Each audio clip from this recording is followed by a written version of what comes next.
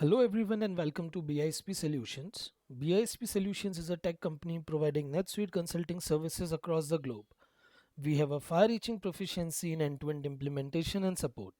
Myself Rohit Arya, and in today's video we are going to learn about how to enter a vendor return authorization and how to approve a vendor return authorization in Oracle NetSuite. So before we begin, let's discuss about what is a vendor return authorization. A vendor return refers to the process of return of goods that takes place between an organization and a vendor. And when we track vendor returns using authorizations, we know the status of each return and we can track the accurate information about each return in process.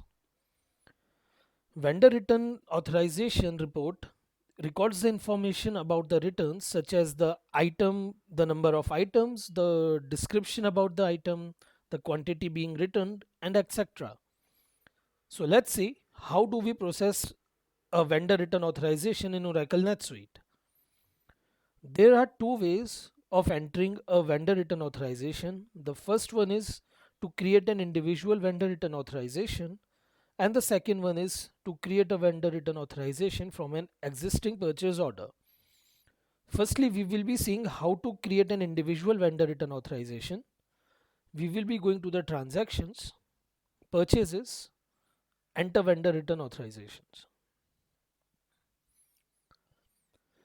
Here you can see a standard vendor return authorization form has opened up. You can even customize the form as per the needs of your organization as well. So firstly, we will be giving the name of the vendor for whom we will be initiating the vendor return process. I have selected this vendor as an example. So now you can see as we select the vendor, the subsidiary and the currency automatically populates up as per the respective vendor. Now we will be coming down. If you are having an intercompany transaction, you can provide the details here as well.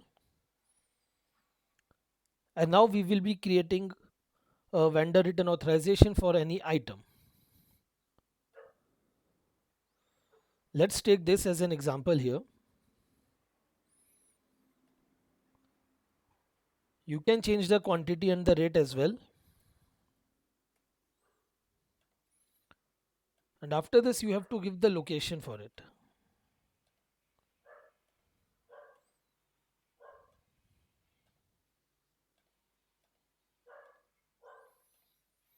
As soon as I click the add button, you can see the amount is automatically populated up here. We will give it a memo as well to further classify it.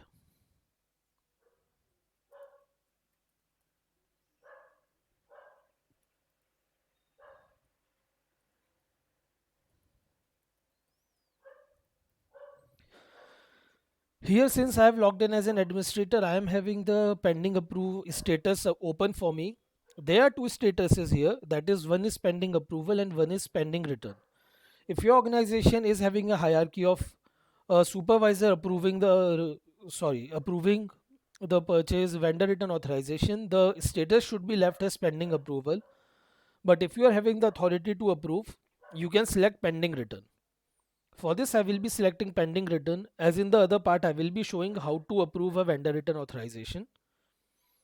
So now I will be clicking the save button.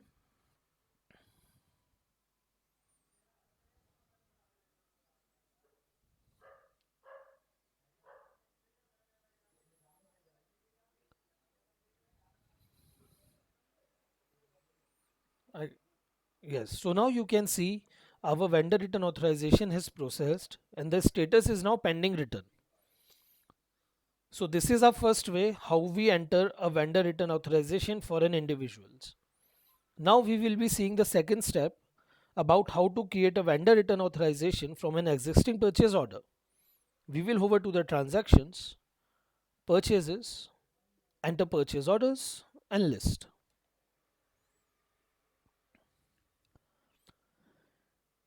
Here you can see the status and the purchase orders, all the details have populated up here. We will be taking this one as an example. We will click on the view button and then we will click on authorize return. So now you can see again our vendor return authorization page has opened up, and now all the details have automatically been filled up here. Since because it has been taken from the purchase order, you can even see the details, the purchase order number as well here, from which the details have been populated up. All the items and all, everything has been already taken up. We will be changing the memo as well for here.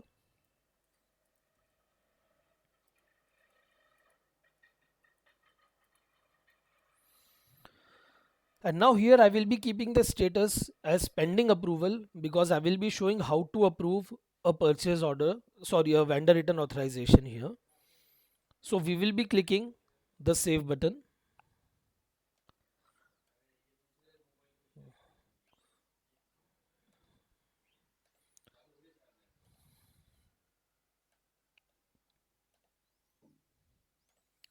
Yeah.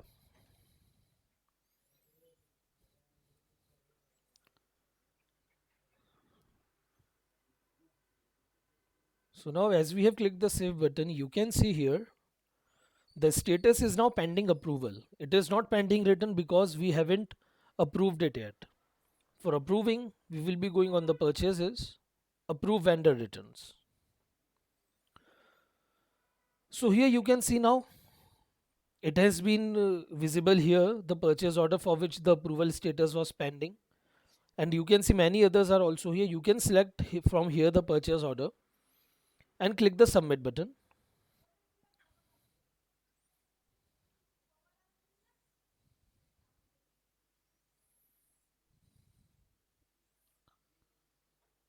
So now you have seen our vendor return authorization has been successfully approved. We will again cross check it by looking about all the two steps which we have done here.